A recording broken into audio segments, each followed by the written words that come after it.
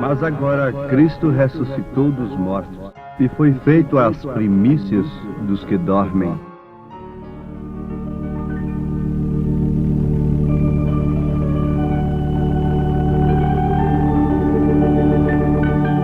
Mas agora Cristo ressuscitou dos mortos e foi feito as primícias dos que dormem. 1 Coríntios, capítulo 15, versículo 20. A nossa fé está baseada, é justificada pela ressurreição de Cristo. Porque se a nossa fé estivesse em Deus somente para alcançarmos as coisas terrenas, somente em relação às coisas terrenas, nós seríamos os mais miseráveis dos homens.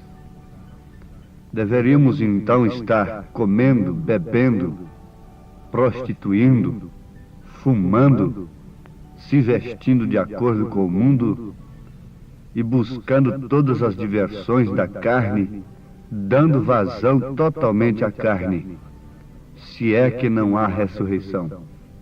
Mas agora Cristo ressuscitou dos mortos e foi feito as primícias dos que dormem. Esta é a nossa fé, e como Cristo ressuscitou, também nós seremos ressuscitados. Por isso não há morte para o crente. O crente tem vida eterna. E consciente disto, ele expõe todas as naturezas do Cordeiro. As 7 naturezas do Cordeiro: fé, virtude, conhecimento, temperança, paciência, piedade e amor fraternal. Isto não pode ser uma coisa manufaturada, fabricada, programada por nós mesmos, conforme temos aprendido, mas é o próprio Espírito Santo obrando estas coisas em nós, através de nós. Eu creio que nesse instante, cada pessoa que me ouve deseja ter estas coisas pelo Espírito Santo, de dentro para fora. O Espírito Santo operando, realizando estas coisas, como a ovelha produz lã, por causa da sua natureza de produzir lã, também assim é o cristão. Não cabe a ele estar conjeturando, para cima e para baixo, conversa aqui, conversa ali, é assim, não, não é assim, fulano diz que é assim, ciclano diz que é daquele outro jeito. Não. O verdadeiro eleito, filho de Deus, está quieto ali. A fé descansa. E ele espera que o próprio Espírito Santo de Deus produza a fé, a virtude, o conhecimento, a temperança, a paciência, a piedade e o amor fraternal em sua vida.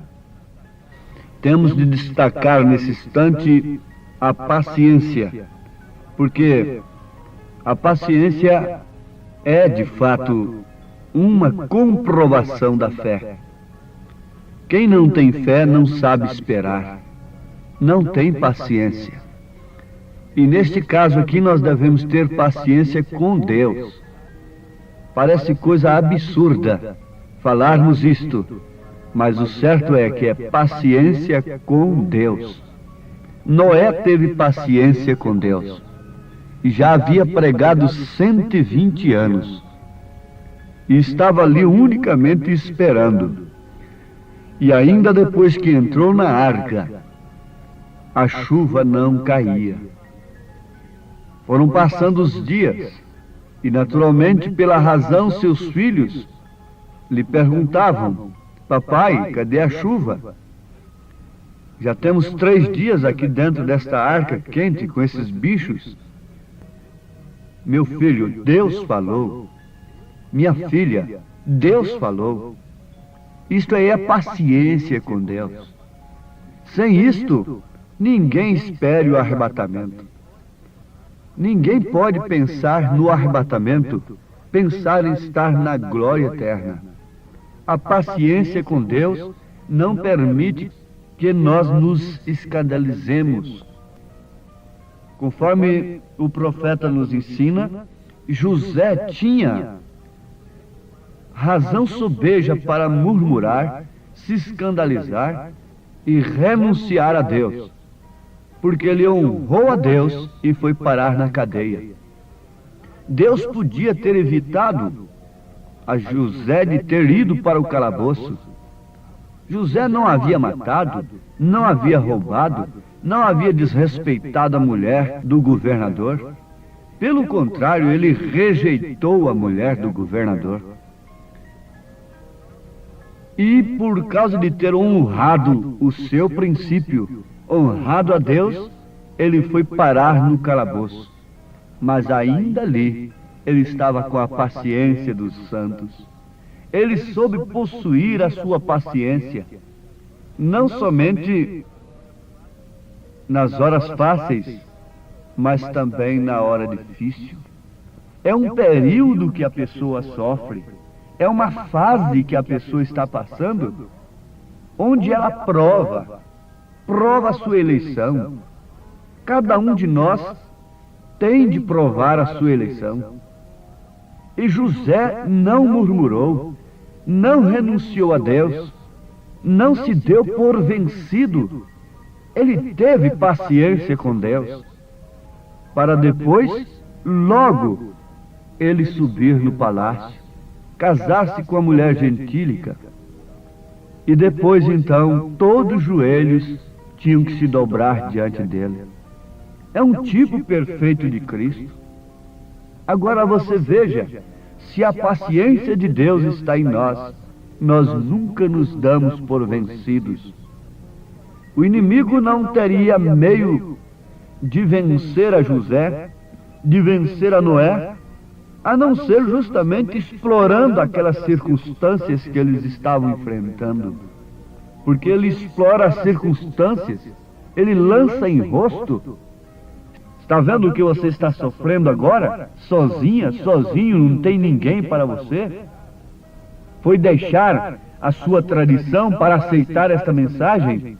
E agora, onde estão as suas amigas? Onde estão os seus amigos? Você renunciou a tudo por causa de uma mensagem? E talvez você se torne melancólica, melancólico, sozinho, solitário.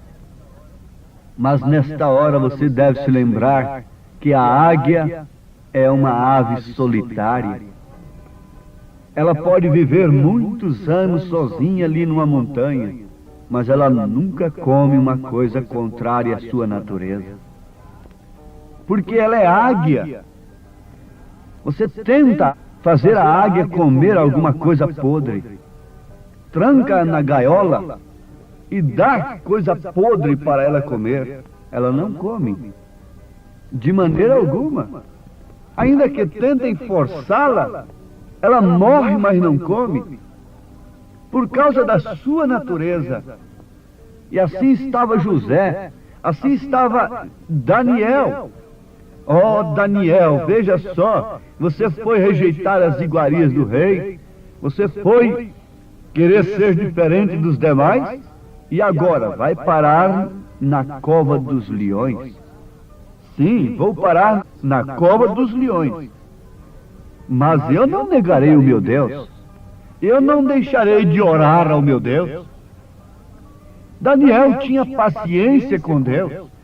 E parece que Deus estava deixando a coisa mesmo ir de água abaixo.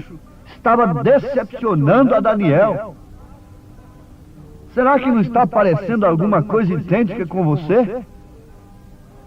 Lembre-se, irmão, que o inimigo usa sempre a mesma chave.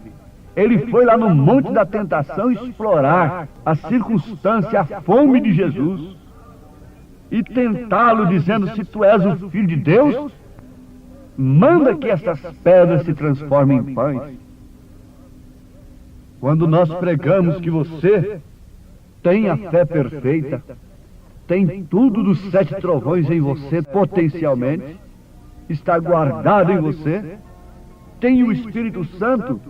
Você, naturalmente, não estou dizendo a pessoas que vivem lá embaixo, misturada com mexericos, transgredindo, desobedecendo, mas pessoas que têm o fruto do Espírito Santo, que têm provado o novo nascimento, que têm fé genuína na mensagem do dia. A estas estou falando. Você tem o Espírito Santo. Mas pense que o inimigo não vai chegar e dizer: se você então tem tudo, tem o segredo, tem o poder da ressurreição, então vamos, chame os mortos, vá ali no cemitério e chame os mortos, mande a árvore mudar de lugar. É assim que o inimigo faz. Ele já chegou perto de mim e falou isto comigo. Você está pregando que tem isto? Então vamos, mande esta árvore mudar de lugar. Porque os 7 trovões nos dará esse poder, o poder da palavra falada. Mas quando é que a mulher recebe a criança? É no dia que ela nasce? Não. No dia que ela concebeu a criança, a sua madre fechou, nenhuma semente mais entrou ali. Assim é a igreja e a noiva de Cristo. Ela concebeu a mensagem, a palavra de Deus, e a palavra não é incompleta, ela tem tudo. Está tudo completo. Agora não importa se isso tem que ir tomando forma até dar à luz ao filho. Está em você. Você tem que ser o que você tem que ser hoje. Não se incomode com o dia de amanhã. O dia de amanhã não nos pertence. Mas o que você tem que ser hoje? Você tem que ser uma pessoa que honre a Cristo com sua vida. E se você honra a Cristo com sua vida, isto lhe causa tribulação. São Paulo disse que todos que querem viver piamente padecerão perseguições e referências diversas.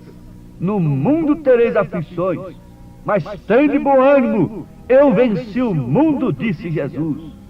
Então você vai ter que ter paciência, porque o inimigo vem lançar no seu rosto: se você tem isto, se você é filho de Deus, então vamos, faça isto. Está assim em você, irmã.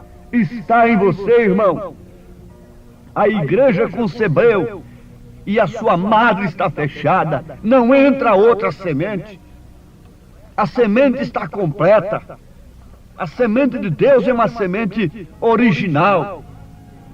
E a madre fechou, e agora é tomar forma o filho na sua vida, até vir à luz, até chegar a hora do arrebatamento, até chegar a hora de se completar tudo. Foi assim que Noé ficou, pregando 120 anos. E é assim que nós temos que ficar também. Deus tem nos prometido a sua vinda, através do seu precursor, através das Escrituras. E não importa, nós estamos assentados no poder da ressurreição. Estamos sendo transportados pelo poder da ressurreição.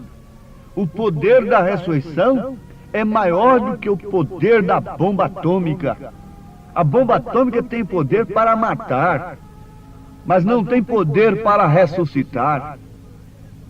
E o poder de Deus, o poder do Espírito Santo, é para ressuscitar. O homem e toda a ciência, eu desafio o mundo todo, ressuscitar um peixinho. No entanto, o profeta estava ali pescando com o irmão, e de repente aquele irmão pegou um peixinho muito pequeno, mas o peixe tinha engolido um anzol, e ele puxou de uma vez, saiu tudo que o peixe tinha dentro. Ele jogou para lá e ficou aquele peixinho flutuando ali, morto, sem nada de dentro.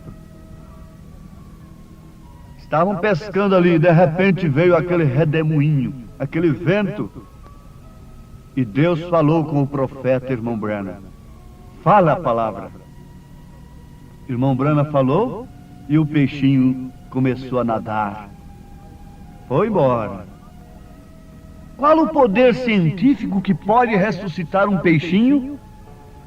Você há de perguntar, para que a ressurreição de um peixinho? Mas eu pergunto agora, qual o poder científico, técnico, humano que pode dar vida a um peixinho? Um peixinho não é nada, não é? Vamos! Não vale nada. Está aqui, é o maior poder manifestado nas mínimas coisas, nas coisas pequenas. Isto está dizendo que o poder da ressurreição vem se manifestar na coisa pequena, na coisa humilde, na manjedoura deste século, no coração pequeno, no coração humilde, sem jactância, indefeso. O Filho de Deus se manifestou em carne para desfazer o maior poder jamais usado pelo inimigo, a morte. Quando se fala em morte, parece que põe um ponto final em toda a carreira. Oh, agora você deixou seus edifícios, sua fazenda, seus bois, seus carros, sua fama, deixou tudo a um ponto final. Mas para o crente não, ali está o início de uma nova fase, ali está o início de uma nova era, ali está o início da eternidade. Onde está a morte, o teu aguilhão? Estamos desafiando a morte. Noé desafiou o julgamento do seu dia. Moisés desafiou a morte que entrava nas casas com o sinal do sangue. Sim, estamos desafiando a morte. Estamos desafiando o fogo que vai queimar a terra daqui a uns dias. Vai queimar toda a humanidade incrédula que não tem crido no profeta de Deus. Todos serão queimados dentro em breve. Assim diz o Senhor. Se o homem crer, isto é verdade. Se não crer, isto é verdade da mesma forma. Os sodomitas não creram. Os antediluvianos não creram. Zombaram e riram. Perseguiram. Mas foi verdade. E agora é verdade. Jesus Cristo é o mesmo ontem, hoje e eternamente. E a sua palavra não passa. E a sua palavra diz que este século, esta terra de hoje, está reservada como um tesouro para o seu terceiro batismo, que é o fogo. O primeiro foi a água, o dilúvio. O segundo foi o sangue, a morte de Jesus Cristo. O terceiro é o fogo. Salvai-vos do fogo. Escondendo-se onde? Numa igreja? Não! Na palavra de Deus. Em Cristo Jesus, o único refúgio para se esconder do fogo. O único refúgio é a mensagem do dia, é a mensagem da era. O único refúgio era a arca. O único refúgio no dia de Moisés era o sangue nos umbrais da porta. O único refúgio para Raabe era o cordão de pendurado, era o sinal de Deus. O único refúgio nos dias de Lutero foi a mensagem de Lutero. Nos dias de Wesley foi a mensagem de Wesley. Nos dias dos dons espirituais foi os dons espirituais. E agora você está ouvindo a mensagem que é o único refúgio. Salva-te por ti mesmo, escapa-te por ti mesmo, cuida-te de ti mesmo, tenha paciência com Deus. Enche o seu coração de fé, de virtude, de temperança, de paciência, de piedade, de amor fraternal agora, pelo poder do Espírito Santo, em nome de Jesus Cristo. Amém.